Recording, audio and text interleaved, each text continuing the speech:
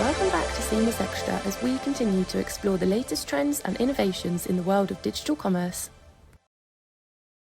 Hi, Ram. Thank you so much for making the time for a Seamless Extra interview today. Could you briefly introduce yourself to our audience? Sure. Thank you, Paula, for having me on this session. I'm Ram, and I work for DAMAC Properties. And my responsibility areas are customer journey, customer experience, AI, and innovation for the company. And I'm part of the transformation office, and we work on solving business problems through tech enablement. That includes whether it's an enterprise solution or AI enablement or data enablement or building models for the company. So, and the objectives are very clear. Are we able to reduce costs? Are we able to increase revenue? Or are we able to increase productivity? Or all three together? Yeah, that's a little bit about me. Thank you so much. First of all, I'd like to ask you, from your experience, what are the biggest challenges in implementing AI for personalization, and how can businesses overcome them?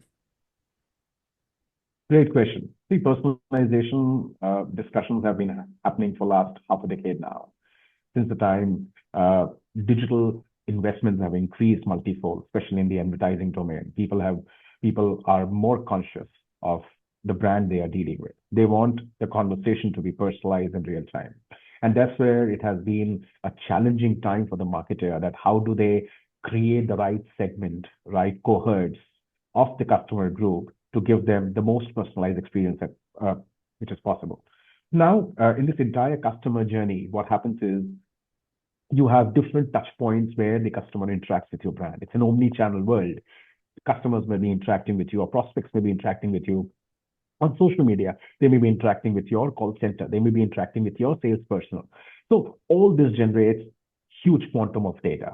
And when we talk about data, we talk about data quality, privacy concerns, and aligning the outputs of data analysis and AI for the right customer experience in line with the customer expectations. Therefore, it's very important that the organization has the right method, the process, or the governance for the clean, structured, and diverse data, which is very, very important in today's time. Second most important part is, how are you storing that data? Are you democratizing data? Is it self-serviceable across business functions? That's the second most challenging part. And third, with data laws and privacy laws becoming so stringent, we know what happened with Department of Justice recently in US and the mandates that came forward for one of the big tech giants. It's important that you maintain the privacy and handle the customer data very carefully. That brings me to the point that, data management architecture or data management systems or the data governance and policies are at the epicenter. And besides this, you have to humanize everything. If you look at Netflix today or Spotify today, they do a lot of AI-driven recommendations. But behind those AI-driven recommendations, they are human curated content. So it's not that only data can go and venture out and interact with your customers. That personalized feel, that personalized touch is very, very important for that personalization.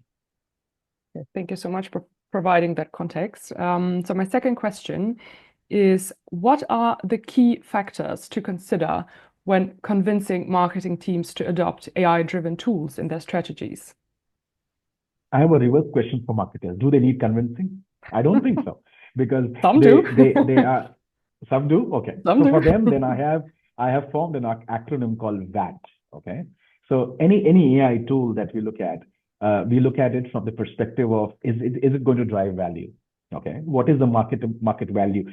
If I talk about marketing, there are two forms of AI that is useful for them. One is the generative AI part of it, creating content, creating images, creating videos. And second part of the AI that's very, very valuable is the analytics AI, where you have the machine learning models or custom AI models or processing large amount of data and giving the right insights to the marketers. So coming back to the VAT, is it able to drive value for me vis-a-vis what's available in the market? Second, what is the accessibility or usability of that entire interface where AI is layered upon. And last, is it trustworthy?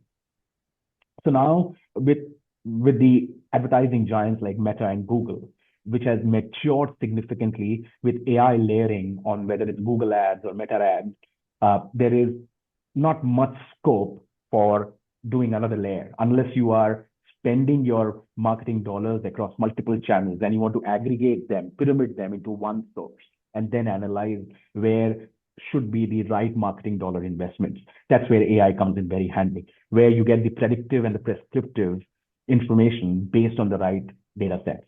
So that's where,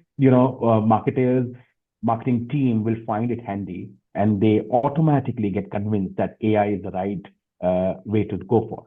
Second, we have to ensure that whatever tool we are giving them is intuitive, because teams are not always tech savvy.